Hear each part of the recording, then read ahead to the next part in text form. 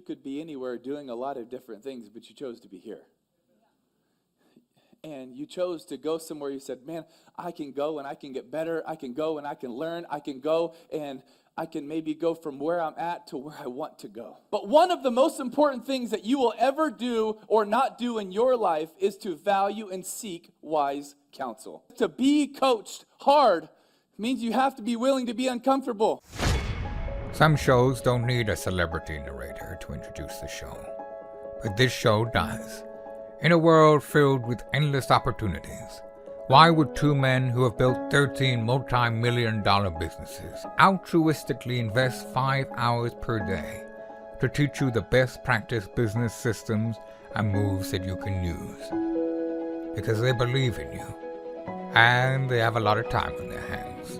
They started from the bottom, now they're here. It's the Thrivetime show starring the former U.S. Small Business Administration's Entrepreneur of the Year, Clay Clark, and the entrepreneur trapped inside an optometrist's body, Dr. Robert Zillner. 2 men, 8 kids, co-created by 2 different women, 13 multi-million-dollar businesses. We started from the bottom, now we're here. We started from the bottom, and we'll show you how to get here. Started from the bottom, now we're here. We started from the bottom, now we're here. Started from the bottom, and now we're at the top, teaching you the systems to get what we got. Colton Dixon's on the hooks. I break down the books. Z's bringing some wisdom and the good looks. As the father of 5, that's why I'm alive. So if you see my wife and kids, please tell them hi. It's the CNC up on your radio, and now 3, 2, 1, here we go. We started from the bottom, now we're here. We started from the bottom, and we'll show you how to get here. Started from the bottom, now we're here. Started from the bottom, now we're here. We started from the bottom, now we're here. We started from the bottom, and we'll show you how to get here. Started from the bottom, now we're here. We started from the bottom, now we're here. Chapter 3, Life After the Jump. One definite chief aim, no office space, no budget, no problem. Jason, think about the clients that you're working with and the clients that you've coached. How often do you find yourself talking to somebody who is running out of money, running out of time, running out of some resource? How often do you find that to be the case? Very often. And so this particular chapter is meant to, one, tell you the DJ Connection story, share with you the story, but also meant to help you because as my wife and I just decided to start the DJ business full time, I shared with you in the previous chapter, I made a commitment to myself. I'm not going to go full time starting DJ Connection until I could book 4 weddings a week for 4 consecutive weeks. So, Jason, why do you think that Vanessa and I had talked about that I had committed that, even though I worked at Faith Highway, or it was called Impact Ministries, and even though she worked at Office Depot and Oral Roberts University, why do you think that we committed as a couple that I'm not going to jump and quit my jobs, plural, to go full time until I can book 4 weddings each week, 4 weeks in a row? To me, it sounds like you guys found, okay, well, if we're going to go full-time, you're going to need X amount of jobs per week in order to sustain, and you guys weren't there yet. So you decided you're going to still work your butts off, save up, and then to the point where you had enough of your nest egg, let's call it, to be able to transition without having the pain of, dear God, we're running out of money. And this took about 2 years, this process. Wow. But I'd like to ask you, how often have you found yourself talking to somebody, I don't want to give any other details, but talking to an entrepreneur who it's abundantly clear that they quit their job, and this is now their full-time gig, but they don't have any leads? Oh, at least a few. And so I just want to make sure that if you're out there today, and that's you, I hope you learned from this. And so my wife and I started from a very tiny condo, a condominium at 67th and Lewis, which I once considered to be a luxury resort because it was behind a gate. Jason, I didn't know that it was behind a gate because that was not a safe part of town. But I thought it was a luxury resort because there was a gate. I mean, why not? And I owned it. Yeah. And so I worked every holiday. I worked every Thanksgiving. I worked every Christmas Eve. I worked every New Year's Eve. I worked every Valentine's. And I even had to fly home from Thanksgiving to put out DJ flyers on an annual basis from Houston. I trained all my DJs from here. I bought all my equipment. I bought the equipment from Guitar Center, but then I would bring it upstairs. And Jason, did you know we used to not have a Guitar Center in Tulsa? I think it's been around since as long as I can remember, but that does make sense. Yeah, dude. So I had to drive down to Dallas to buy my DJ Whoa. gear. So I'd buy the DJ gear. Then I would bring the DJ gear upstairs, carry it all upstairs, and I would teach the DJs how to become a great DJ within our living room. Wow. And do you know what neighbors typically thought about this exercise of training the DJs on a microphone how to become a DJ when I am, in fact, their neighbor in a condominium complex? I bet they loved it. No. And so I ended up having to rent a mini storage facility. I already had one that I was paying about $80 a month for, but I expanded it up to about $500, $600 a month. So this big old warehouse where it was no heat, no air conditioning. And I say big warehouse. It might be as big as this room. Yeah. And I kept all the DJ gear, and that's where I taught all the DJs. But for the listeners out there who are officing right now in your house, hey, you're in good company. Steve Jobs and Steve Wozniak started Apple there. Hewlett-Packard was started in a little shed. There's so many businesses that are successes today that started in a shed or a trailer. Yahoo was started in a trailer. Wow. Tony Hsieh was Zappos. When he took over the company, he was officing out of his house for a while there. So you can make it happen. But it was during this time, living at the condominium, that we bought the DJ trailer. At that point in time, we really needed a trailer. And for some reason, I got caught up with this romantic and fairy tale idea of buying a trailer while we were visiting Vanessa's parents on our family vacation to Kentucky. This idea soon mutated into a crazy plan to buy the trailer from this Amish aluminum trailer builder that lived in Napanee, Indiana, which is located within a few hours of my wife's parents. Looking back at it, I would never buy a new trailer unless it was in foreclosure or something again, but I did it at the time. So I spent way too much money on this beautiful trailer that quickly got dented and banged. Then I overpaid for artists to paint one of the vehicles. And these guys took forever, and they could never really figure it out. I had them paint it so it would become a rolling, beautiful billboard. So let me start right there. Jason, why would you not want to buy a new car ever? Or a new trailer ever, like a brand new? Why would you never, ever, ever, as an entrepreneur, ever want to buy a new trailer and or a new van or a new vehicle of any kind? Well, they're super expensive for one. So how would you advise to do it? What do you think I did? You're a smart man. I bet you went to either any and all car dealerships around you or anybody who sold automotive vehicles, and you knew the exact model of the vehicle you wanted. And you also probably know that a lot of commercial businesses who have vehicles will often sell them to anyone in the automotive industry, so you can get it for much cheaper, and it's the exact same vehicle. Nope. Didn't do any of that. I was dumb. And so dumb means you just don't have the education needed to win. So I went out there and paid brand new. I think I paid $7,000 for this trailer. Woo. And I spent like a ton of money on this newer van. It was like as new as I could possibly afford, thinking it would be great. Well, I used that van, I want to say, for like, I used the trailer for like one show. Yeah. And then it got dented. And I'm like, oh, man. So I thought I'll just pop the dent out of it because, and then I got another show, another dent. Pretty soon I'm going, this thing's going to get dented all the time. Right. Then this is where it gets even crazier. I paid those dudes to paint the billboard. I drew out what I wanted it to look like. There it is. I drew it out what I wanted it to look like. Nice. And I sketched it out. I paid somebody to do a 3D rendering of it. And do you know how the painter guy, by the way, who showed me examples of what he could do? Because I was contemplating auto-wrapping the trailer for like $5,000 or paying this dude to paint it. Auto-wrapping at the time was $5,000. I couldn't afford that. The dude said he'd paint it for $1,000. Do you know what he ended up doing with the paint job? What his overall strategy ended up being? Because he showed me pictures of his work where it was with brushes and stuff. Yeah. Guess what he did? Did you do airbrush? He painted it with...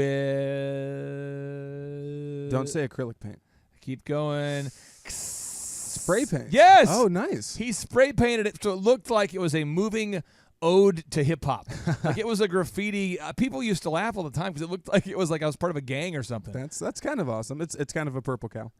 Except for when you're selling to mothers of brides who are in their true. 44, their 50s in South Tulsa. So, however, after having already paid them for the majority of the money up front, which by the way, you shouldn't do. Jason, why should you not pay an artist up front to paint your vehicle? Well, one, you want to make sure that they're going to get it done in time, so a deposit's awesome. But if you give them all the money, then they're just like, well, I'll get it done whenever I want to. So finally, these guys returned it to me 2 days after they'd promised what was supposed to be a white trailer with blue logo and blue text became a ghetto-rific trailer with a puke green. The base color was puke green, dark-colored mobile piece of urban half-ass graffiti that screamed figuratively, "Do not book me because I am homeless and a drug-addicted DJ." This van and trailer combo was not commercially viable in any way. It was the worst possible marketing and PR that DJConnection.com could have. It was terrible. It was terrible. I would pull into Panera Bread, and people would look at me like, "Dear God, where did he get that vehicle?" It was horrible at best. It was nauseating, to say the least. That trailer looked artistically gross and commercially out of place. Man, and think about it. I spent $7,000 on this trailer to buy it new, and then I had it painted by this dude who looked like he threw up on my van. It was gross. And I really, really needed to get over that. Yeah. But I didn't. So you know what I decided to do with this guy who painted my vehicle? What'd you do? Call him all the time. Yeah. And harass him about coming back to paint it properly. What'd he say? He said, "Sure, I'll call you back." Did he call you back? No. But I wouldn't let it go. Right. Why didn't I let it go? Because it was important to you. It was also important to the business. You wanted what you paid for, but it's also good to be tenacious. But why did that behavior, though, also lead to my poverty, do you think? Why did buying a brand new van and then obsessing about it staying, buying a brand new trailer and obsessing about it staying dent-free, and then paying someone to paint it, hand paint it, who I found out later had some drug issues, and I could have picked up on that. But then after they screwed it up, why was it my bad to continue to follow up over and over to have them make it right? Why do you think it was my bad? Well, you were spending time focusing on something other than the business. It was important to you, but at the same time, it's not something that was going to be scalable. Like, there were other fires you could have put out while trying to deal with the whole van situation. Right. Oh, no, but Jason, it gets better. Oh. Because they'd screwed up my trailer, I thought, okay, I'll let you guys make it right with my beautiful 1998 Astro van. Now, the year was like 2000, bro. This is a hot van, okay? Right. So I said, "Can you guys paint it?" They said, "Absolutely." I said, "Will you stick within the designs?" They said, "Sure, man." Last time, bro, I think last time we were just a little bit off. We were making a miscommunication, but this time, bro, we're going to make it right. Now, these are the guys who never had gone back and painted the trailer properly yet. Yeah. I'm going, okay, I'll give you a shot. I seriously, it was unbelievable. I paid these guys to paint the van.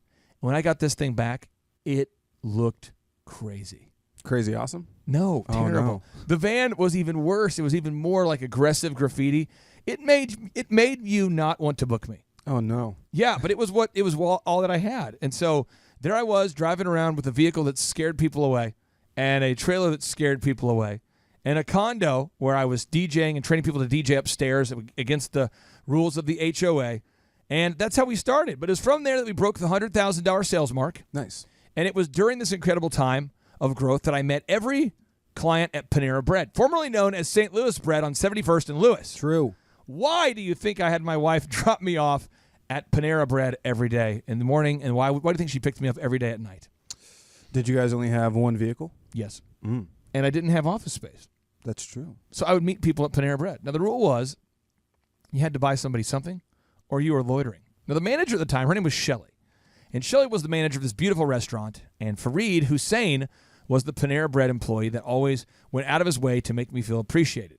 He was great to me. He'd always hop on the mic. He'd hop on the Panera mic when I'd walk in. He'd go, "Ladies and gentlemen, DJ Connection in the house." Every single time I'd walk in, or, "Ladies and gentlemen," he'd say, "Ladies and gentlemen, DJ Clay is in the house." He would do that all the time. And so awesome. I'd walk in and customers were like, "Who's this guy?" I'd walk in there, had my shirt tucked in. I had a nice dress shirt, blue shirt, had a tie, had a khaki pants. And he'd say, "Clavis, what's going on, man? How's the business?" And the whole Panera staff went out of their way to treat me with respect. And I seriously was there 6 out of 7 nights per week for 3 years. Jason, 3 years. 6 out of 7 nights for 3 years. Do you understand how long that is? That's a very long time. Do you know how crazy that is when you go there every single day and it starts to become a thing where, like, everybody who goes to Panera once a week will see you? That's Everybody who nuts. goes to Panera every day for their coffee sees you. Every employee is like, "This guy's here more than us." Like, most employees work there 5 days a week, and I'm there. You put in more hours than their manager. Right. All right. And I seriously was there 6 out of 7 nights per week, every week for 3 years. And I always bought something so that my relationship would, be mutually beneficial. And I always had a good reason for meeting customers there as opposed to meeting at my office. Because customers would say, "Hey, where's your office?" And I'd say, "Well, could you meet me halfway? Where are you coming from? And they said, it didn't matter, Jason, where they were coming from. They could be like, well, I live at 71st and Lewis, which is where my condo was. And I would go, let's meet halfway at Panera Bread. Yeah. They'd say, I am living in Sepulpa. Let's meet halfway at 71st and Lewis, Panera Bread. I live in Broken Arrow. Let's go halfway. Let's meet at 71st and Panera. Right. And I had this move. They'd always ask, well, where's your office? And I'd say, well, they have a temporary. We're officing out of a condo right now. Temporary because we're in the process of building our new office. It's kind of under wraps because it's game-changing. Mm-hmm. I used that line for 3 years. And it worked every time. It did work because I had to make it happen. Now, here's the deal. Fareed Hussein, I'm going to pass this note to you so you can read this real quick. Yeah. Fareed Hussein was the manager at the time, and I thought, I'm going to interview Fareed Hussein and ask him about these years, these times. And so what you see in front of you is actually the typed-out testimonial from Fareed Hussein at the time about his recollections of me working at DJ Connection every single day for 3 consecutive years. Back to you, Jason. All right, so Fareed says, I was a dishwasher and would see the same guy come in every day around the same time and sit at the same spot. He always had the same suit on, and he would get the same thing to eat every day. A cinnamon roll and chocolate milk. I mean, that sounds awesome. I started to become friends with Clay and would have his spot saved and his food ready. He would meet potential Now, clients. quick timeout. Yeah. He might have believed I had a cinnamon roll every day. I honestly, at that time, I didn't. I did have a chocolate milk. Yeah. But I did not have a cinnamon roll. I think I would buy them for clients sometimes. Oh, nice. So I think that was the thing. But continue. Okay. Okay. Let's see here. He would meet potential clients who wanted to get married, and he offered his DJ service. He drove his old white spray-painted van, Ayo. There it is. That's true. And a DJ Connection on the side of it. You could see him coming a mile away with a spray-painted van. Then you would see his nice-looking guy in a suit jump out. Oxymoron. It did. Seriously, people would look at me dressed up in a suit, and they're like, what are you driving? Like, it was the craziest thing every single time. It would be like watching a man come out of the anus of a horse. That, like Ace Ventura and the Rhino. Right. That's what it's like. It just didn't make any sense. That's awesome. Okay, continue. Clay did not care what anyone thought. He was on a mission to become a successful DJ. Panera Bread was the stomping ground for Clay Clark. Most of the staff liked Clay, except for my manager. Oh, she hated me. Oh, she hated me. She thought he was annoying and hated how I would have Clay's whole setup ready for him when he came in at night. Everybody has a Darth hater. I have known Clay since 2002. I saw someone who believed he could do anything and never let anyone tell him differently. Ah, see, that's the deal. Now here's where it gets crazy. Yeah. The real reason I didn't want people to meet at my office was because I didn't have one. Yeah. So I was trying to save up the money to afford one, but I just went with the code of, we're building a new office. It's going to be incredible new office space. And finally, when it was time during this time to hire my first DJs, I started interviewing people at Panera Bread. So I'm interviewing employees at Panera Bread. Josh Smith, Willie Kopp. Now check this out. DJ Willie Kopp had heard of me as a result of an article written by Debbie Blossom for the Tulsa World. And Josh heard about me through his friend Chris Montag, Josh was working at Gulf USA, and Willie was an engineer. And he was like in his 40s, and I'm like 22. And I just remember interviewing this guy and him looking at me going, why am I being interviewed by a 22-year-old? I was probably 21 at the time, maybe. And so more than any material gain that I was getting at the time, I was really learning how to be confident. Because when you have no office and you've got, you're officing at Panera Bread and you're 21, 22 years old, man, it requires a lot of faith. And again, I go back to this. DJConnection.com was my magnificent obsession. It was where I learned to communicate effectively. I had to convince people that I was going somewhere and that they should join me. I became emboldened. Right. I was like, I could do this. If I can recruit someone to work for me while working at Panera Bread, I could do anything. Yeah. And I remember talking one time to Willie, and Willie says, here's the deal. We are at Panera Bread. This is after the whole interview. Here's the deal. I love your passion. We're at Panera Bread. And I've met you twice, and I still haven't been to an office. Do we have an office? And I said, we have a condominium. Right. And he goes, when you say it's under construction, does that mean you haven't started and you don't have the money? And I'm like, yep. And he goes, I'm in. Nice. So I ended up getting this kind of crazy band of people. So Willie worked part-time. Josh worked part-time. And I was working beyond full-time. Yeah. Because you know how I made my brochures at the time? No. using Photoshop. Okay. Now, do you know how Photoshop used to work back in the day? No idea. What you would do is you would bring an image in, just like today, Yeah. and you'd render it. Okay. You'd put like an image on, like a name or a text or a logo or a picture, and it's in layers, and you can manipulate it and move it around. Yeah. Well, step one is I didn't know how to use Photoshop.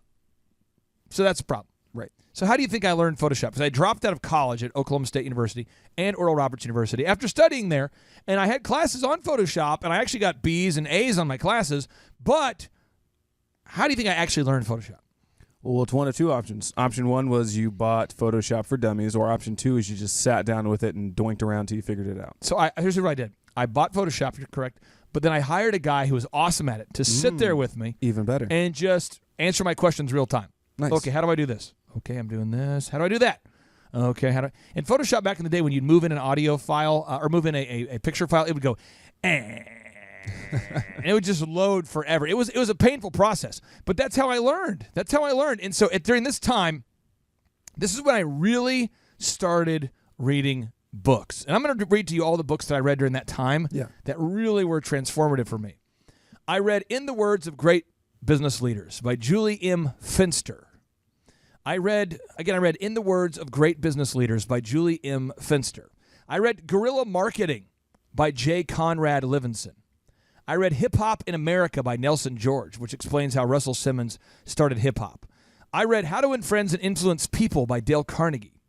I read Made in America, Sam Walton, Made in America, Sam Walton with John Huey. I read The No Spin Zone by Bill O'Reilly. I read Rich Dad Poor Dad by Robert Kiyosaki. I read The Rich Dad's Guide to Investing by Robert Kiyosaki. I read The Greatest Salesman in the World, a book about just being relentless on the phones, man. I read that book. That was powerful. And you say, well, Clay, what'd you learn from these books? Well, when I read The No Spin Zone from Bill O'Reilly, it was a political book, but I realized, man, politics, there's a lot of spin there. There's a lot of truthiness. There's a lot of half-truths. And when employees call in and say they're sick, there's a lot of truthiness there. There's a lot of half-truth there. Usually they're sick as a result of... Poor life choices. Right. But they are sick. Right. So reading that book, somehow this political book helped me. Rich Dad, Poor Dad. I learned about the cash flow quadrant and basically how you become an employee, but before you can become self-employed, you've got to save a ton of money. That's why my wife and I didn't have air conditioning on. Think about that, dude. How hot does it get in Tulsa in July? It gets wicked hot. Like 100 degrees. And then inside, it also gets stuffy. So I'd say anywhere probably close. I remember when my AC unit went out, it was only about 90 degrees outside. It was like 96 in my apartment. How unbearable is that? It's the worst, especially if you've got a dog. So for my early clients that booked with me, I don't want you to visualize this, but I would sit around in my boxers, and I had a fan on, and I was just dripping sweat all day, every day. I was literally working with just my boxers on. Rich Dad, Poor Dad was powerful for me. Hip Hop America taught me that I had nothing to lose. When Russell Simmons started Def Jam, he had nothing.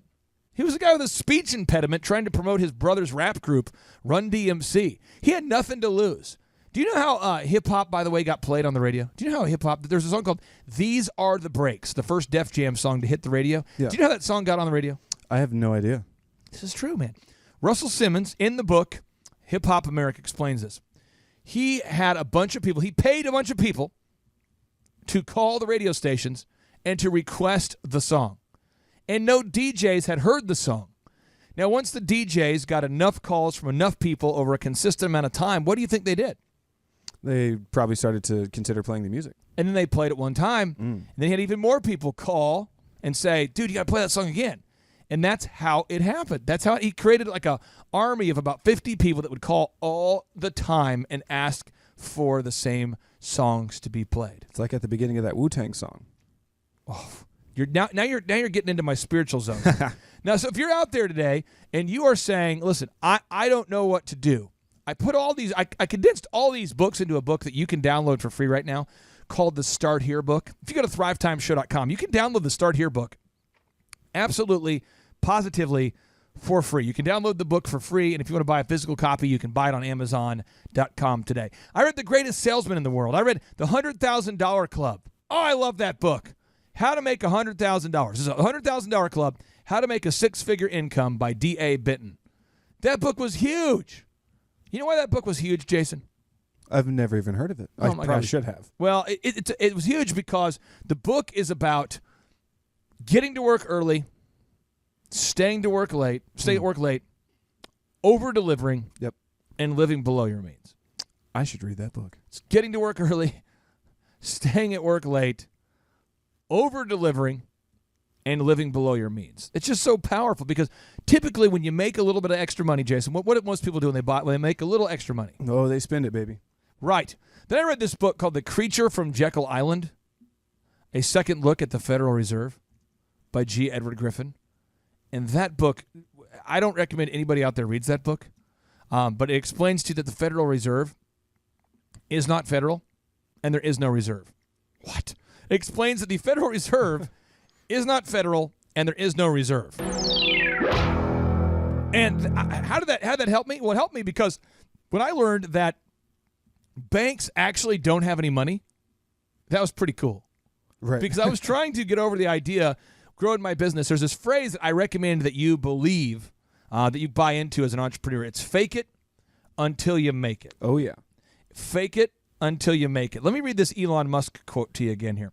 Elon Musk says, brand is just a perception, and perception will match reality over time. Sometimes it will be ahead, other times it will be behind. But the brand is simply a collective impression some have about a product. Well, dude, my branding could not have been worse. The trailers were terrible. My first DJConnection.com trailers were terrible. My first van was terrible. So what kind of perception do you think people had of me? Probably a low one. Right. So I thought, man, I'm an idiot. Oh, I'm trying to fake it till I make it, driving the nastiest vehicle of all time. The one thing I had to get right, I wanted that thing to look like it was a sweet commercial thing, like part of a fleet. Yeah. Like a Cox cable truck. And it looked terrible. And so it really killed my confidence. But when I read a book, Jason, think about this for a second. When you deposit money at the bank, Right. do you ever deposit cash or do you deposit just checks? I have. Or is it electronic? I do like all direct deposit, but before working previous jobs, I would always be paid a check, and before I had like a big boy checking account set up, I would just go or before I had a direct deposit set up, I would just go and deposit the check. I want to blow your mind for a second. Yeah. Think about this. When you go to the bank today, however much money is in your bank account, they don't have that money. It's so scary. Isn't it? It's just numbers. I look at it on my phone. I'm like, oh, that's awesome. Then I realize there's an empty room somewhere. Right. Right. And they put that little sign up that says insured by the FDIC. Back in the day, it was up to 100,000. Now, when the economy fell apart, the Great Recession, do you know how they fixed that problem? They did a stimulus, they did a bailout, the Federal Reserve got involved. Right. But they changed the sign to say now insured up to $250,000. Ooh. But it's called the Federal Reserve, and it is not federal. It's not owned by the federal government. I'm not sure if people are aware of this. It's not federal, and there is no reserve. Think about that for a second. I also read The Laws of Success in 16 Lessons by Napoleon Hill. The Millionaire Next Door by Thomas J. Stanley. Now, why do you think The Millionaire Next Door book was powerful? Why do you think about that book shares that 88% of America's millionaires are first-generation millionaires? But in your mind, why do you think that was helpful for me? Honestly, I don't know, but given the title, Come on, think deep. think deep. Why do you think that being poor as crap, reading a book that explains about the average millionaire in America, why was that powerful for me? Because Oh, I mean, it gave you an understanding that you could do this. There we go. See, 88% of Right. Americans, millionaires, 88% listening out there, listen, 88% of Americans who are millionaires are first generation. That's a wicked awesome stat because And a lot of most people grew up think it's poor. harder. And most grew up poor. Yeah. So I was thinking well, if you don't play in the NBA or if you're not a rapper, you probably can't do it. But that was so powerful for me. And it taught me about living below my means. And then I read Think and Grow Rich by Napoleon Hill, which I talk about constantly on this show. I named my son Aubrey Napoleon Hill after Napoleon Hill. And that book changed my life. And through my super intense, self-directed entrepreneurship course, yes, I failed many times, but I'm still standing, right? I'm still standing. But however, when I was going through this time where I'm reading all these things, I was reading all these books, and I felt like I was on this apprenticeship being taught all these skills by all these greats. And according to Napoleon Hill, I was reading this quote from Napoleon Hill, and he said that 95% of us will never find our life's passion because we're told at a young age to pursue the path of least resistance. This path is filled with the lure of guaranteed benefits and a struggle-free work environment. And if you take this path, you'll end up where 95% of people end up. When you were a kid, you dreamed about being a singer, a fireman, a baseball player, an army guy, whatever. I mean, Jason, what did you want to be, a ninja? I wanted to be a knight first and foremost. A knight. And then somehow Yes. that turned into meteorologist, and I have done none of those things. But think about it, though. You dreamed to be a knight Right. or a meteorologist. You see, very few of us grew up dreaming about, well, what I want to have is a job with security and benefits. Absolutely not. I want to fight dragons. I Let want me- to joust. Let me tell you what happened. How old are you right now? 26. See, you're in this interesting time right now where you're learning a lot and it's coming to you. Yeah. I call this the 3 phases, okay? Learn, earn, return. A very wise Jewish man taught me this. He said, Clay, the first 25 to 30 years of your life, you just want to focus on learning. Earning really doesn't matter that much. You just need to learn. Soak it all up. Age 30 through 60, man, you need to be buying a franchise, licensing a business, you need to get into that. You need to go, but you can't really do that until you're a master of management, until you're a master of sales, till you learn those things. Jason, what happens when because you're a very effective manager now, what happens, because if you own a business, and you're out there listening right now, and you own a business, Yeah. and you can't manage like you can now, because you've learned that skill over the last couple of years. Oh, yeah. What happens if you can't manage personality types effectively? What's going to happen? You're going to have people that are volatile. You're going to have people quit. Your brand is going to fail because you don't know how to effectively manage people's emotions, but also work ethic. It'll just be a bad look. How mind-blowing is it for you, the emotional outbursts that you've had to deal with on a daily basis since you've become a manager? Now, not so much, but in the beginning, I just thought, how is this every day? Right, because most people are controlled by their amygdala, True. the almond-sized part of their brain that's the emotional processing center. And I never considered that. And when the amygdala is on, this is hard neuroscience. This is not my opinion. When the amygdala is being fired, they can't think critically. So let me just give you an example. Yesterday, Jason, I got a text message from somebody who I haven't seen in years, and I block people that I don't want to talk to anymore. Good move. But he sent it from a different phone number. And Jason, I got that text message at 4 o'clock in the afternoon, and I was totally happy, dude. I was happy. Yeah. I was taking the kids to Atwoods, and I was it was great. Actually, it was 5:30. I was going to Atwoods with my kids, taking them to Atwoods to get chicken feed. Atwoods is kind of a outdoorsy farm store. I go there to get that chicken feed, and I got that text message that came through from that person I haven't seen in years. Right. And this person, by the way, who was terminated, let go, because they kept making bad life choices, like showing up to work late, like sleeping with other people's wives, if you show up to work late because you're sleeping with someone's wife, that's weird. Very. But when when the employee works for you, when the person, think about how weird this is, Jason. When the person who works for me is sleeping with another employee who they're not married to, that gets weird. True. Because the husband and wife both work for me. That's weird. And when I get a text message from somebody saying, hey, how come you don't ever call me and talk to me? I worked with you for years. Could you please explain to me, Jason, why you might not want to stay in touch with anybody you fired? Well, if I fired them, then they obviously, I don't need any communication with them, so it's better to just cease all communication, both previous and future. What if you did stay in touch with anybody you've ever fired or anybody who's ever worked with you, period? Think about it right now.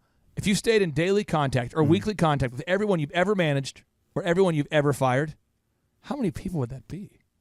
It would be a ton of people, and I would lose. And it all goes back to that quote that I always hear around you: is your net worth is your net worth is your net work. And so if you're surrounding yourself by people who have either stabbed you in the back or were horrible employees or just overall negative people, you are going to become that person, and that's not what I want to do. Think about this out there. A lot of us are going to lose our dreams. No, you, the listener, you're not going to lose your dream, but a lot of people lose their dreams because they start to say, I just want a job with benefits. Imagine what it would be like if we went to a first grade school, Jason, and then the teacher turns to a young kid named Larry, and they say, Larry, what do you want to be when you grow up? And Larry says, well, when I grow up, I want to make around the national average. I'd like to be able to make my car payment. Right. I really like to be able to pay off my car before it dies. And I'd like to live in an average house. I like to have a job that I'm not passionate about, but it has benefits. And then I'm really excited about exchanging the majority of my waking hours 5/7 of my week for a paycheck, you know, because I just think that sounds like the job for me. My friends, resistance builds strength. Resistance training with weights builds muscles. Resistance training in business builds tenacity, focus, and great business plans. You must decide today that you will not pursue the path of least resistance. You must pursue your passions. Thank you, Napoleon Hill, for teaching me this. And from time to time, I would doubt occasionally, you know, for 5 minutes or 10 minutes. I think I doubted as long as maybe a half hour one day. But from the time I made the commitment to become self-employed, it has been a wild roller coaster road. I've learned a lot, and I've earned a lot. Sure, I've had my share of upsets and near death and near financial death moments, enormous stress, frustration, but I've always felt that thrill of achievement from the very first days. I remember going to bed thinking, I wish the days were longer because I have so much I want to do. I'm excited about life and the unbelievable opportunities that our existence on Earth and in this country of the United States presents me. I remember each morning that I woke up, I put on my blue shirt. Anyone who knows me knows that I always was wearing blue shirts at the time, my tie, and some khaki pants in preparation to assume the dial and smile position.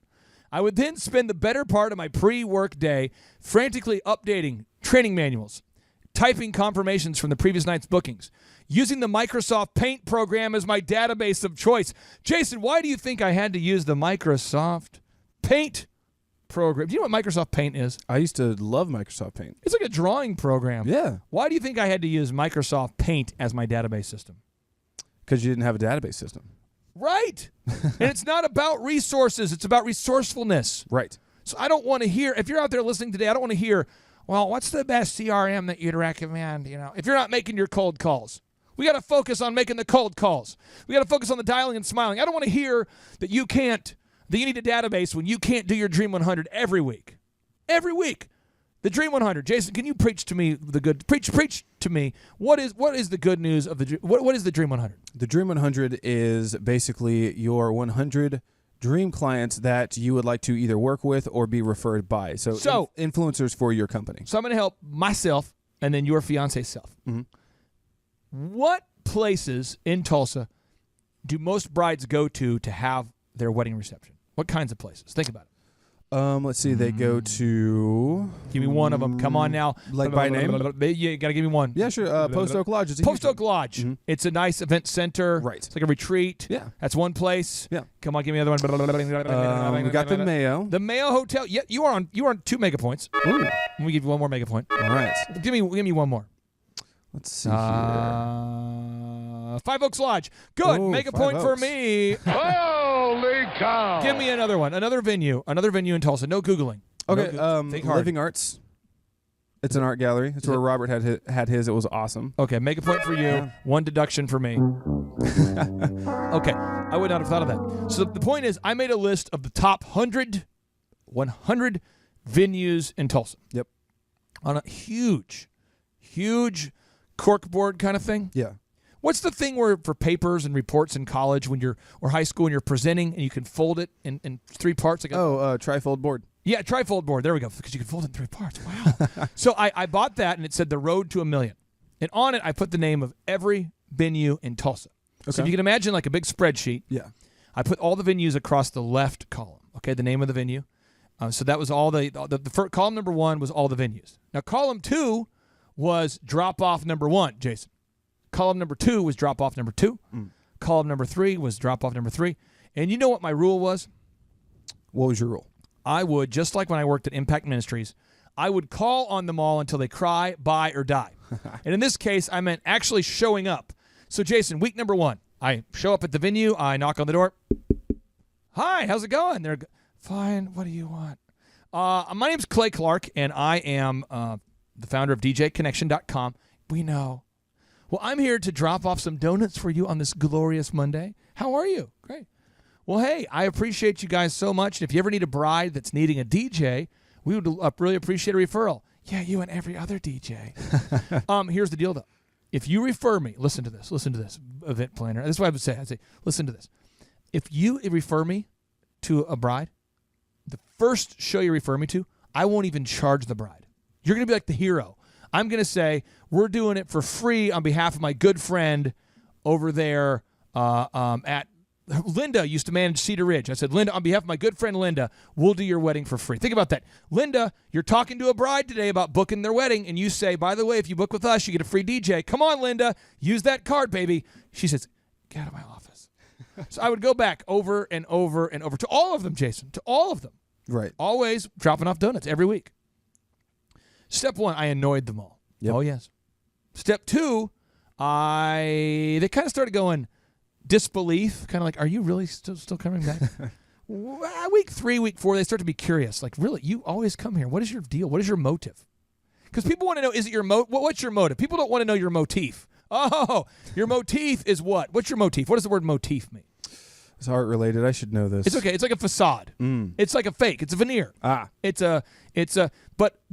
your motive is like, what's your core? Right. How many people do you know? I mean, think about this. How many people do we all know who've become like an insurance salesman for like a month? Or a real estate agent for 2 months? Yep. Or a fitness nut for a month? Or a week. I mean, so people want to know, what's your real motive? Because they have nothing to gain by referring me. So when I was starting DJConnection.com, I had to be tenacious. Yep. And I kept going by every single day. And I kept viewing it like the Og Mandino book, The Richest Man. I mean, we find the book title again. Is it not pronounced OG Mandino? This is Og Mandino, but he could have been an OG. Right. Og Mandino, the greatest salesman in the world. Og Mandino. He talks about in the book, you have to view the sales process as like you're hitting an oak tree with an axe. And you're an idiot if you get super emotional that you've hit an oak tree with an axe once and it doesn't fall down. You're an idiot if you hit it 10 times and it doesn't fall down. You're an idiot if you hit it 20 times and it doesn't fall down and you get emotional. If you're getting emotional because the tree didn't fall down, the problem is with the Dream 100, Jason, is you can't see it visually. Right. You don't see the progress being made. Yep. And I just stayed consistent, and then I landed the Holiday Inn Select. And the Holiday Inn Select used to refer me every single wedding. Nanette and Juanita referred me every single wedding. It was Nanette, Juanita, and Rochelle. Those 3 referred me every wedding, every week. And then I got Tarp Chapel to refer me. And then I got the Renaissance Hotel. And I got a lady by the name of Dawn Leet to refer me. I got Fasciano's, the bridal store, to refer me. That was a tough egg to crack because she wouldn't refer me. Yeah. And so I said, here's the deal. I will DJ one party for you for free to show you how humble and awesome I am. Yeah. And she said, okay. So I DJ'd her husband's 40th birthday party. Yeah. And that's when I started getting those referrals. There you go. But that's how the Dream 100 works. You can't stop until you get there. My friends, as I was saying, the resistance builds strength. But each morning I'd wake up and I'd put on that blue shirt and I'd get in that dial and smile position. I would cold call. I would type up my confirmations using Microsoft Paint. I know it sounds disturbing, but it was effective. That's all I had. And then precisely at 10 a.m., I would hop on the phone. Now, in those days, it was a little odd because hopping on the phone meant calling people who had no reason to want to hear from me. I pretty much cold called as many people as I could every day to pay the bills, frantically searching for my next paycheck. Man, I loved it and I hated it. The stress and the thrill combined to make a fabulous blend, like ordering a sugar-free drink at Starbucks, then adding a creamy topping to it and chocolate syrup and chocolate chunks. By the way, that's not a move. No. I see a lot of people ordering a sugar-free beverage and then adding sugary things to it. I was excited about the business, but I was also scared because if I didn't sell anything, I would lose. And honestly, during this time, I would call everybody. My philosophy was, it's just a numbers game. I had a great service, and I just needed to connect with the right person. Every no I received was just getting me one step closer to my yes. If there was a bridal trade show opportunity, I was in it. If there was a company in the phone book, I called it. I actually called every single apartment complex in Tulsa because I knew that one of them was going to need some entertainment for their next resident appreciation event. And sure enough, I landed a deal with the Wimbledon Apartments to DJ for $225. And this came after I heard at least 50 no's. And I put Napoleon Hill's philosophy of over-delivery to the test every day. If you called me, you were in for an experience. If making the DJ connection viable meant making my voice hoarse in the process, I did it. I would bring so much alacrity and power to the phone that many people couldn't resist booking me. Seriously, I was bringing the fire that was required like a T.D. Jakes sermon on every single call. Every day, I stayed focused on staying active and making 100 calls. Over the years, I have seen so many businesses fail because their owner was not willing to hit the phones. I've seen so many businesses fail because the owner was not willing to hit the phones, hit the pavement, hit the streets, and get the word out. My friends, the cruel reality is that as a young entrepreneur, no one is going to help you. You have got to bring that kind of enthusiasm. So I brought this humor, this passion, and this determination to the phone. And we joked in the office, the first guy who hired me, he called it the passion of the clay. He was like, dude, it's on fire. If I could just put that in a bottle, you're amazing. Because I would bring it. It was like watching a King of Comedy, the Kings of Comedy tour. Yeah. I was in a zone. You like comedy. I love comedy. I was in a zone. I was in a flow. I was in my flow state. And then every time the phone would ring, the phone was called the money line. Yeah. Now, do you know what we would do when the money line rang? What would you do? I would say, phone, get the phone. And we would get the phone like on the first ring or second ring. Yeah. And I had one, the phones weren't connected into like a system, by the way. I had one phone I would call from. Yeah. And then I had the money line where the phones would ring to. Okay. So the number I would leave on the voicemail, back when people left voicemails, I'd leave a voicemail and say, call me back at 918-481-2010 where the fun begins. 918-481-2010 where the fun begins. And if that phone rang, baby, I don't care if I was in the bathroom, which I was, if I was eating, which I sometimes was. If I had food in my mouth, I'd spit it out. I was like, phone! I'd go get the phone. Right. And that's if I had to book every single deal. Yeah. Now, Jason, if I missed somebody, if they called me and I missed the call, Yeah.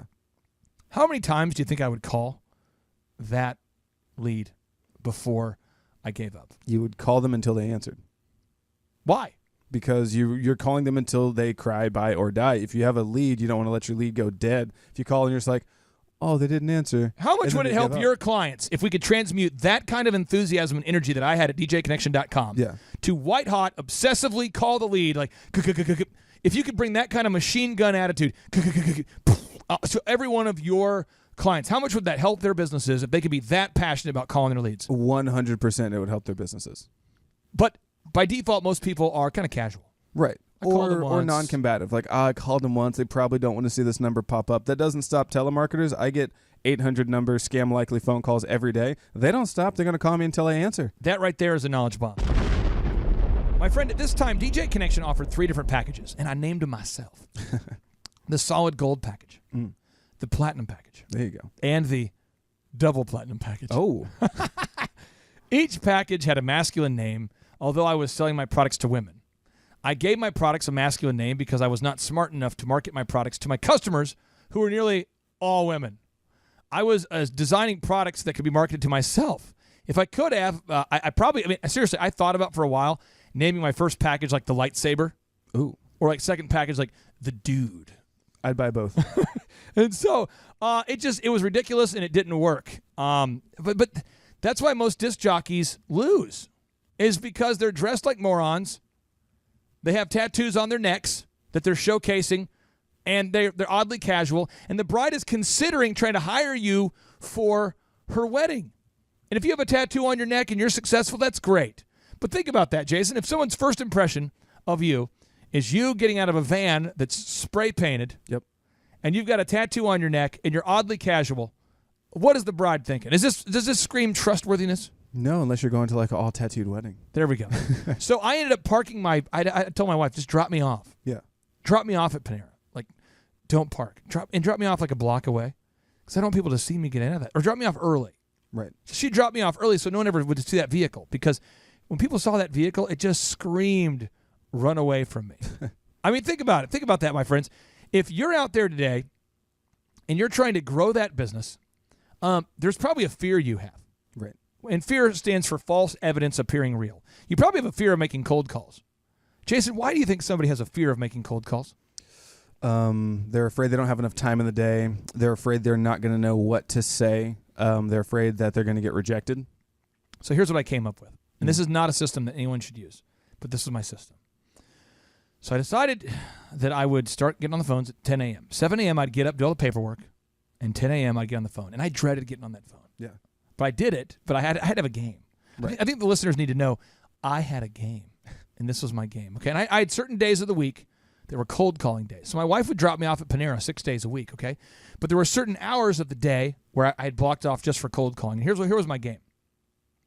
My wife would leave, and I would go down to the gas station. Or I would go to the gas station previously, and I would load up my fridge with a ton of beer. Yeah. Okay? And my move was this. I would cold call. And then every time I got a rejection, like a hard, not like a, oh, we're not interested, but I got like a, screw off, buddy. Yeah. I'd slam a beer. Now, I haven't eaten anything yet, okay? So it's like 10 in the morning.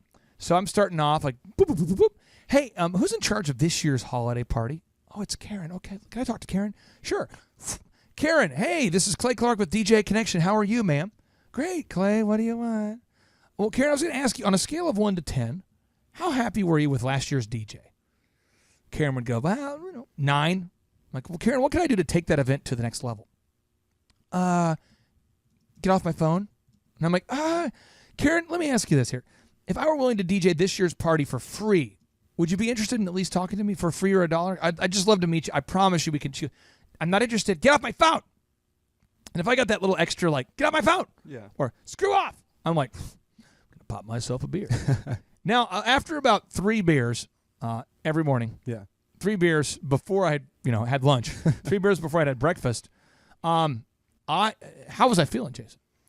Did I have a lot of fear, you think, probably? Probably not. Why? Because you had already faced the rejection and you had a slight buzz going. And why at weddings do you see guys always grab a beer before a toast? They're nervous. Right. Yeah. And I don't recommend that as a strategy, but I'm just saying that's what I did. That's what I did. That was my move. Don't do that move. But here's the reward I gave myself. That was the penalty. The penalty was like a beer for a rejection. Right. But what was the reward you think I gave myself? What? There was a show called The Buzz. Yeah. On 1430 Sports Talk Radio. Okay. Have you ever listened to Sports Talk Radio ever, just like one time while driving? No, but one of the podcasts I listen to, they reference Mike Francesa's radio show all the time, so I'm familiar with it. Okay, well, this is what happens. There's Sports Talk local radio. Yeah. And Mark Waddell was a fine host, did a great job, and he would have a call-in show. So he would say, all right, we're going through the sports last night. Lakers beat the Bulls 89-87. The Celtics beat the yada yada, this much to this much. The Mavericks beat the yada yada, but that kind of thing. Yeah. And then we go, and now we're going to get into a hot take, okay? OSU, Oklahoma State University. This just in. And then they would have it would always be some controversial thing. They recruited the best running back out of high school in the country. This kid, I'm telling you, this kid is a pedigree. This kid is going to be the next coming. He's going to be the next Barry Sanders. When this kid gets on the field, it's going to change the history of Oklahoma State University. I would say this, guys. When this kid retires, when he goes on to the NFL, they'll probably change the stadium to name it after this kid. That's how good this kid is. People would say something like that. Yeah. And they'd say, well, go ahead. We're taking calls. Call in. I want to get your take. So this is how it goes. Because we're in Oklahoma, and there's Oklahoma State University, and there's Oklahoma University. Right. Now, the people who go to Oklahoma State have a problem with the people who like Oklahoma State. Yep. Why do the two fan groups dislike each other so much? It is a rivalry that's just been instilled because of the sport. And I don't really, and see, I don't really get it. I don't really get into it. So it makes no sense. So I thought what I'm going to do is I'm going to call in whenever I book a deal and say something crazy. So I would dial, it was 460-1430. I'd dial, boop, boop, boop, boop, boop, 460-1430, the Buzz. What's your take? And there's a call screener. Right, the call screener, they would screen the call. Yeah. They'd say, what's your take? And I'd say, well, I'll tell you what, I got inside information about this new recruitment class, and I'm going to tell you what, when this news gets out, I'm telling you what, man, I'm just the first of the whistleblowers. The whole program's going to ignite. It's going to blow up. It's like, well, yeah, go ahead. And where do you get your information? I don't want to divulge my sources. So I'd get through. And now I'm on the radio, live radio, okay? And they'd say, well, go ahead and call her. What's your take? And I'd say, now, I tell you what, I've been here in OSU Stillwater for a long time, run a business out there in this area. Yeah. And I'll tell you, there's some dirt being dug up right now. And some of the people you're talking about, some of them, it's going to come out, and we're talking about a major scandal like the likes you've never seen, man. You talk about unethical recruiting. I tell you what, the whole school's going down.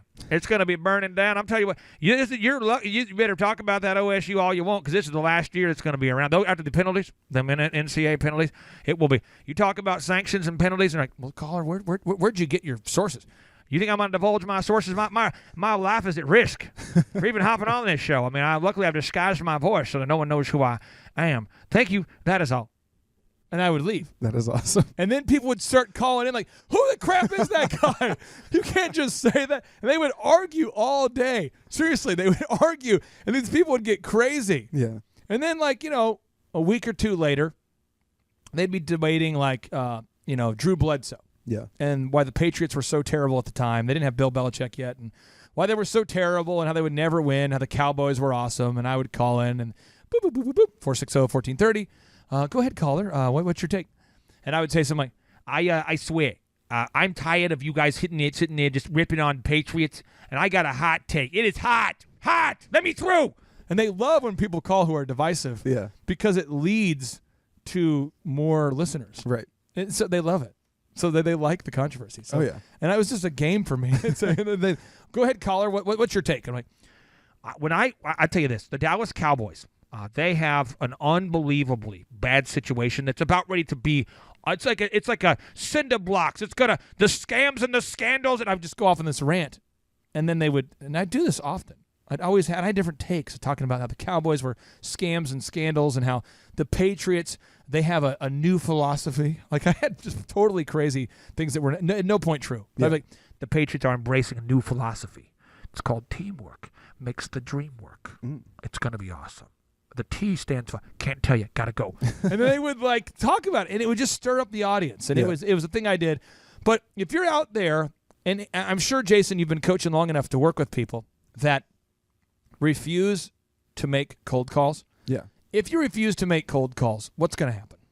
You're not going to get any leads. You're going to wait for leads to come in as opposed to being proactive, and then you're going to resent yourself or anybody else because you don't have any growth in your business. So my hope is that this chapter won't be more meaningless than most political debates. So I encourage you to write this down. Write this down. Write down. Are you afraid of calling people? Are you afraid of rejection? And if so, why? Step 2, I want you to write down, what are the daily revenue-producing activities that you need to be doing? What are the daily revenue-producing activities that you need to be doing? 3, what is the regimented schedule that you need to be sticking to? Write down your daily regimented schedule. What is that schedule? What does it look like? What is the schedule that you need to be adhering to? And I'm going to say this to you because I care. When you start off as a self-employed person, you're going to be working alone. And so you've got to be okay with that until you have enough money to hire a team. And then when you're finally making a decent amount of money, you have to take a major pay cut to be able to afford to hire somebody who won't know what they're doing. So now you have to work more than ever because you have to take extra time out of your schedule.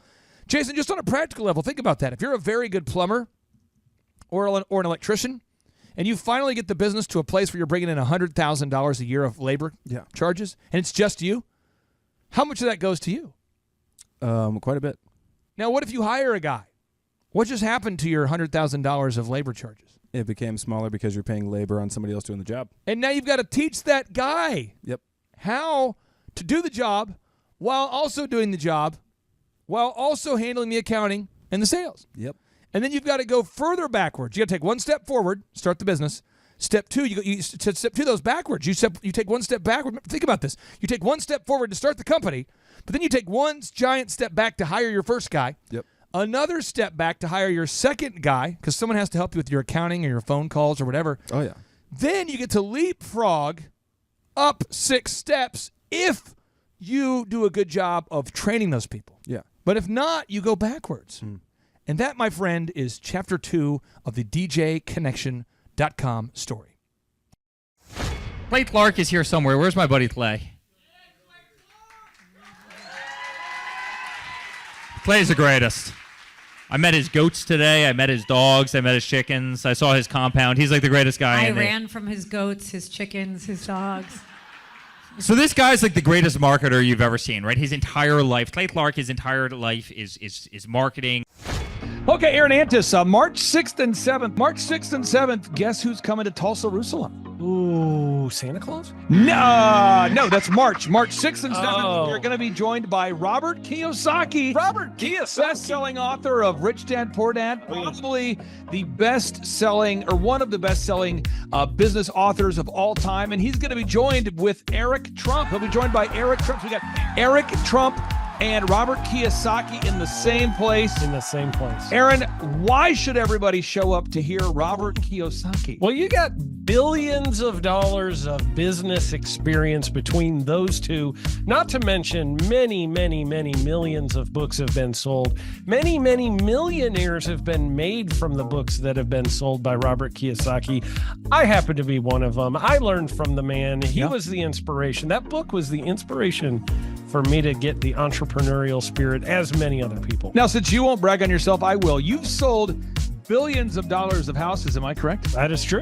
And the book that kickstarted it all for you, Rich Dad, Poor Dad. Rich Dad, Poor Dad, the author, the best-selling author of Rich Dad, Poor Dad, Robert Kiyosaki, the guy that kickstarted your career. Yeah. He's going to be here. He's going to be here. I'm pumped. And now Eric Trump, people don't know this, but the Trump organization has thousands of employees. There's not 50 employees. The Trump organization, again, most people don't know this, but the Trump organization has thousands of employees. And while Donald J. Trump was the 45th president of these United States and soon to be the 47th president of these United States, he needed someone to run the companies for him. And so the man that runs the Trump organization for Donald J. Trump, as he was the 45th president of the United States and now the 47th president of the United States, is Eric Trump. And so Eric Trump is here to talk about time management, promoting from within, marketing, branding, quality control, sales systems, workflow design, workflow mapping, how to build. I mean, everything that you see, the Trump hotels, the Trump golf courses, all their products, the man who manages billions of dollars of real estate and thousands of employees is here to teach us how to do it. You are talking about one of the greatest brands on the planet from a business standpoint. Right. I mean, who else has been able to create a brand like the Trump brand? I mean, look at it. And this is the man behind the business for the last pretty much since 2015. He's been the man behind it. So you're talking, we're into 9 going into 10 years of him running it, and we get to tap into that knowledge. That's going to be amazing. Now, think about this for a second. Would you buy a ticket just to see Robert Kiyosaki and Eric Trump? Of course you would. Of course you would. But we're also going to be joined by Sean Baker. This is the best-selling author, the guy who invented the carnivore diet. Oh, yeah. Dr. Sean Baker. He's been on Joe Rogan multiple times. He's going to be joining us. So you've got Robert Kiyosaki, the best-selling author of Rich Dad, Poor Dad, Eric Trump, Sean Baker. The lineup continues to grow, and this is how we do our tickets here at the Thrivetime Show. If you want to get a VIP ticket, you can absolutely do it. It's $500 for a VIP ticket. We've always done it that way. Now, if you want to take a general admission ticket, it's $250 or whatever price you want to pay. And the reason why I do that, and the reason why we do that is because we want to make our events affordable for everybody. I grew up without money. I totally understand what it's like to be in a tight spot.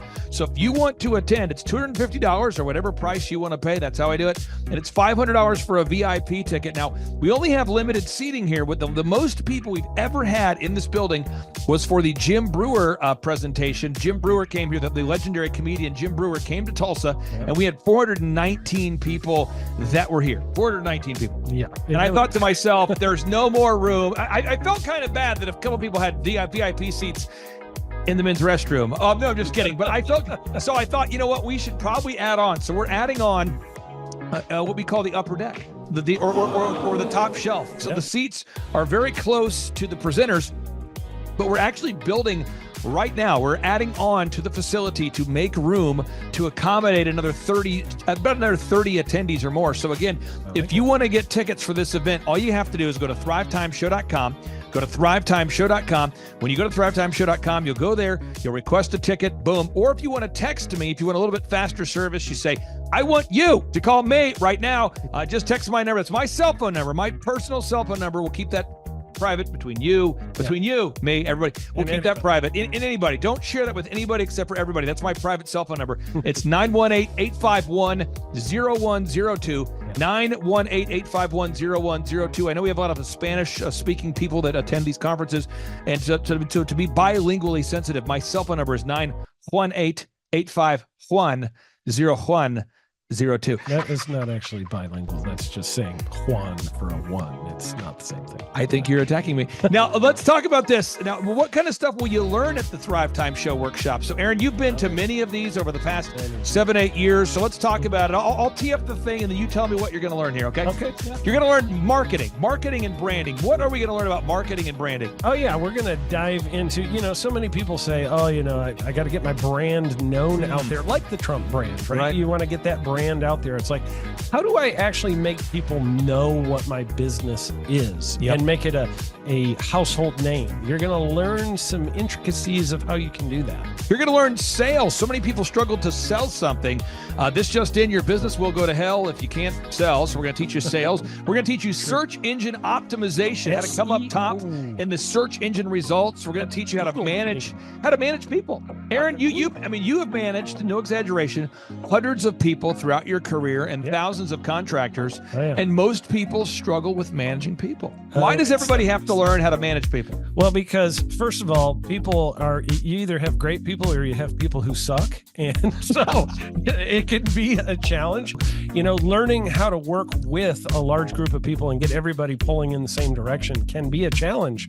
But if you have the right systems, you have the right processes, and you're really good at selecting great ones, and we have a process we teach about how to find great people.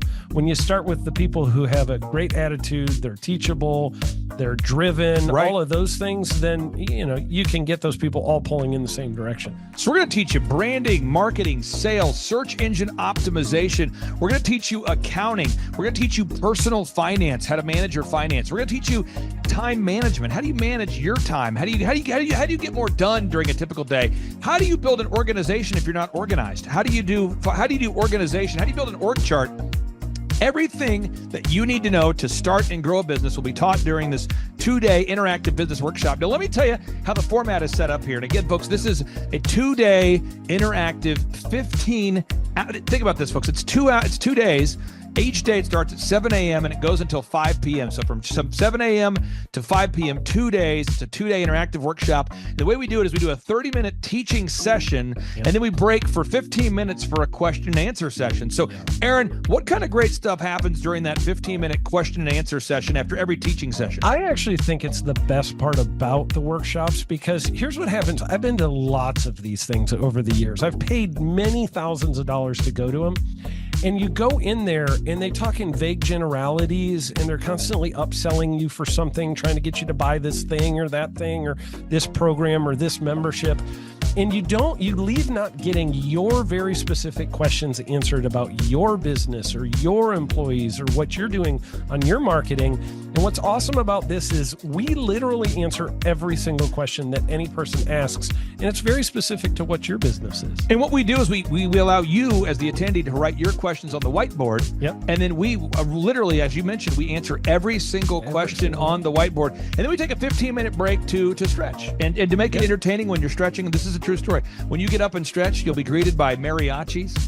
There's going to probably be alpaca here, llamas, helicopter rides, a coffee bar, a snow cone. There's just... You had a crocodile one time. That was pretty interesting. I should write that down. And I do that. Sorry for that one guy that we lost. The crocodile, we duct taped its face so that we duct taped. No, it was a baby crocodile. And it was duct tape. Yeah, duct tape around the mouth so it didn't bite anybody. But it was really cool passing that thing around and I should do that. We have a small petting zoo that will be assembled. It's going to be great. And then you're in the company of hundreds of entrepreneurs. So there's not a lot of people in America today. In fact, there's less than 10 million people today, according to U.S. Debt Clock, that identify as being self-employed. So if you have a country with 350 million people, that means you have less than 3% of our population that's even self-employed. So you only have 3 out of every 100 people in America that are self-employed to begin with. And when Inc. magazine reports that 96% of businesses fail by default, you have a 1 out of 1,000 chance of succeeding in the game of business. But yet the average client that you and I work with, we can typically double this. And this is no hyperbole, No exaggeration, and I have thousands of testimonials to back this up. We have thousands of testimonials to back it up. But when you work with a home builder, when I work with a business owner, we can typically double the size of the company within 24 months. Yeah. Double, and you say double? Yeah, there's businesses that we have tripled. There's businesses we've grown 8x. There's so many examples you can see at thrivetimeshow.com. But again, this is the most interactive, best business workshop on the planet. This is objectively the highest rated and most reviewed business workshop on the planet. And then you add to that Robert Kiyosaki, the best-selling author of Rich Dad, Poor Dad. You add to that Eric Trump, the man that runs the Trump Organization. You add to that Sean Baker. Now you might say, but Clay, is there more? I need more. Well, okay, Tom Wheelwright is the wealth strategist for Robert Kiyosaki. So people say, Robert Kiyosaki, who's his financial wealth advisor? Who's the guy who manages, who's his wealth strategist? His wealth strategist, Tom Wheelwright, will be here. And you say, Clay, I'm not going to get a ticket unless you give me more. Okay, fine. We're going to serve you the same meal both days. True story. We cater in the food, and because I keep it simple, I literally bring in the same food both days for lunch. It's Ted Escondido's, an incredible Mexican restaurant. That's going to happen. And Jill Donovan, our good friend, who is the founder of Rustic Cuff. She started that company in her home, and now she sells millions of dollars of apparel and products. That's rusticcuff.com. And someone says, I want more. This is not enough. Give me more. Okay. I'm not going to mention their names right now because I'm working on it behind the scenes here. But we've got one guy who's given me a verbal to be here. And this is a guy who's one of the wealthiest people in Oklahoma, and nobody really knows who he is because he's built systems that are very utilitarian, that offer a lot of value. He's made a lot of money in the it's where you rent. It's short term. It's where you're renting storage spaces. He's a storage space guy. He owns the what do you call that? The rental, a storage space. Storage units. This guy owns storage units.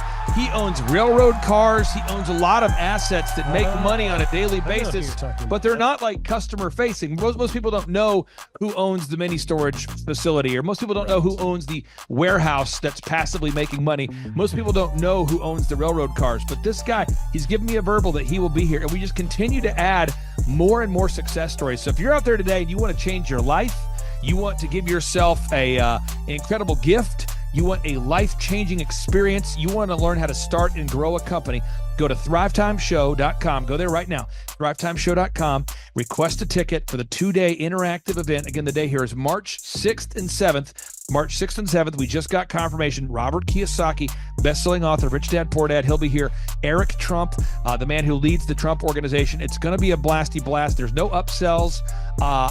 Aaron, I could not be more excited about this event. I think it is incredible. And there's somebody out there right now, you're watching and you're like, but I already signed up for this incredible other program called Smoke Your Way to Thin. I think that's going to change your life. I promise you, this will be 10 times better than that. Looks like I picked the wrong week to quit smoking. Now, don't do the Smoke Your Way to Thin conference. That is, I've tried it. Don't do it. Yeah, chain smoking is not a viable. I mean, it is life-changing.